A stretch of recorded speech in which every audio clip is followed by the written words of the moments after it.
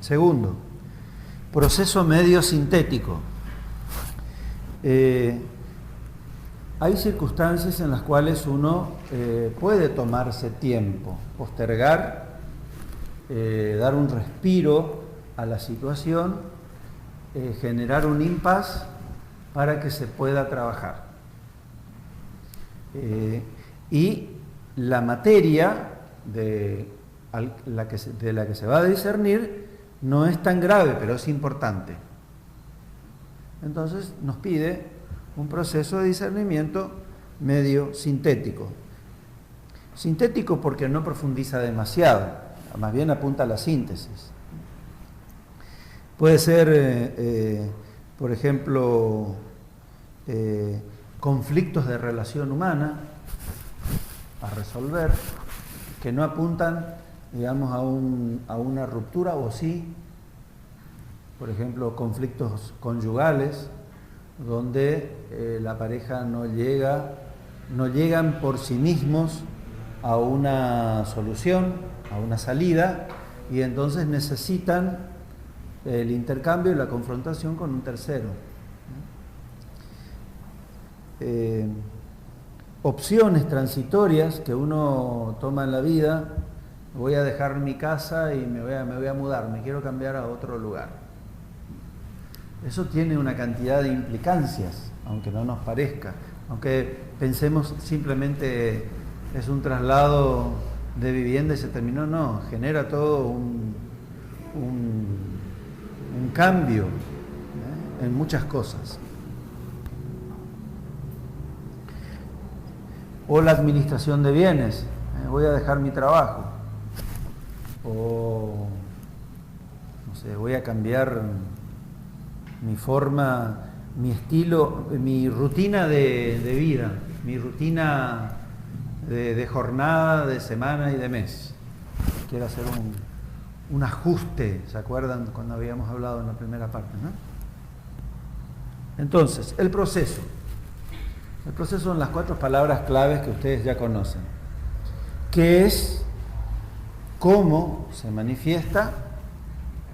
¿Por qué? Es decir, ¿cuál es la causa? ¿Y para qué? ¿A dónde me lleva?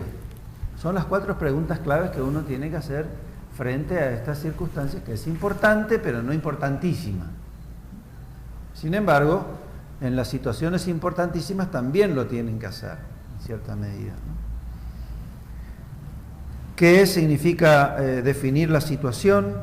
Las personas que están implicadas en la situación, es decir, todo el contexto que le rodea al meollo del problema: personas, circunstancias, el lugar, los elementos materiales que entran en juego, que hacen de mediaciones y de instrumentación, que fomentan, alimentan negativa o positivamente la circunstancia o la situación, la materia a discernir.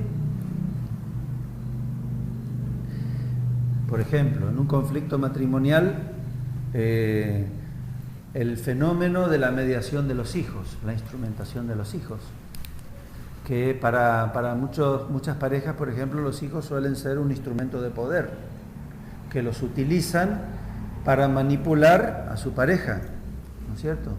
Entonces, en este caso, uno los incluye como el contexto de las circunstancias, ¿no? Entonces los niños, los hijos, niños o no, pueden convertirse en un referente del qué, porque a través de ellos, como rebote de la situación conyugal, ellos como efecto de la situación crítica conyugal, uno puede descubrir el qué del tema a partir de ellos.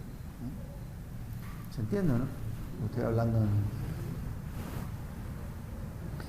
Entonces, situación, personas implicadas, lugar, elementos materiales, testimonios de terceros, de cuartos, todo a depurar. Esto en cuanto al qué. ¿Por qué primero el qué de la cosa? Porque uno le tiene que poner nombre al problema. Para ponerle nombre al problema uno tiene que saber cuál es la realidad, qué es, cuál es el problema. Y tiene que incluir toda esta realidad para poder definir cuál es el problema, el qué de la cosa. Si no, ¿qué vas a discernir? Segundo, ¿cómo se manifiesta? Es decir, la modalidad, los modos, la intensidad de las actitudes, de las acciones, la complejidad de las cosas, la profundidad, los valores y los desvalores que están en juego y las actitudes de las personas. Todo esto, el cómo, el modo, te ayuda y te permite para ser puente hacia el tercer paso, que es el por qué. Porque si la intensidad, por ejemplo, la intensidad virulenta de una hostilidad relacional, en el caso conyugal que estamos hablando, que implica mucha virulencia por una de las partes, ¿no es cierto? Una gran irritación y una incapacidad de autodominio y de poder calmarse para poder trabajar razonablemente el tema, nos permite a nosotros acceder a una causalidad de trasfondo de una de las partes, que está muy conflictuada y que hay que trabajarla de manera individual. Entonces, el cómo nos permite a nosotros acceder al por qué. ¿Por qué este conflicto en esa parte, ¿no? Y el por qué, que es el tercer paso, son las causas. Las causas, las motivaciones que las personas tienen para hacer lo que hacen, para generar actitudes, acciones, pensamientos, los trasfondos psicológicos como causas, traumas, taras, temperamentos, carácter, fenómeno cultural, una cantidad de elementos que están detrás del porqué, ¿no? Realidades exógenas, es decir, sucesos, circunstancias traumantes, dificultosas, que a veces caen, en este caso del ejemplo de la pareja, caen sobre la pareja como una realidad externa y que afectan a la interacción relacional, ¿no? Por ejemplo, en el marco de la pareja aparece un pata de lana que a lo mejor no se enganchó en la pareja, pero está.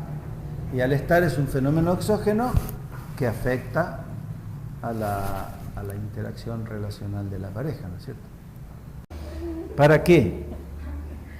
El para qué es que uno, y todo esto es un combo, está todo conjugado, no lo podemos separar. El para qué es qué provoca, cuáles son las consecuencias, qué es lo que genera.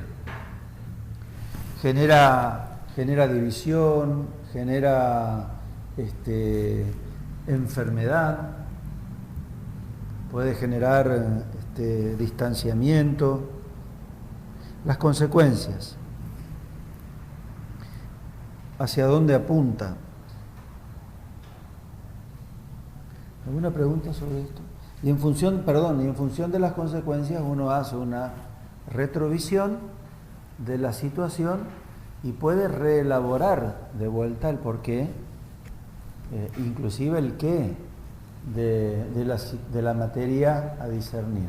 Porque en función de las consecuencias uno puede llegar, o sea, por ejemplo, uno puede ser muy racionalista, manipulador, con una gran capacidad de utilizar valores, verdades, etcétera, etcétera, y engañar, manipular, etcétera, circunstancias y el proceso mismo de discernimiento, pero las consecuencias le dan a gritos lo contrario. Entonces a veces uno por las consecuencias, por lo que genera, por la resultante, uno puede decir, no, acá está muy lindo el razonamiento y las verdades son maravillosas, pero acá hay algo que no condice, el efecto con la causa. Entonces vamos a reelaborar en función de las consecuencias y del efecto Vamos a reelaborar aquello que nos parecía muy verdadero y muy bueno. Es como esos jóvenes que se reúnen, no jóvenes, a veces no tan jóvenes, que se reúnen y hablan del amor de Dios y de la espiritualidad y de todo, y después terminan, ¿no es cierto? Y uno dice, la consecuencia es, ¿no es cierto? Ahora, la materia y el diálogo y todo era maravilloso, el amor de Dios, la espiritualidad, etcétera. Bueno, acá hay algo que no condice entre la consecuencia y aquello maravilloso y verdadero de lo cual se hablaba tanto y que era tan lindo. Entonces, en función de las consecuencias, vamos a revisar todo eso si no era un gran autoengaño. Finalmente, hay situaciones que son gravísimas, que son importantísimas en la vida, y que, porque son gravísimas y porque son importantísimas, uno las tiene que tomar, primero las tiene que saber definir, las tiene que saber ver.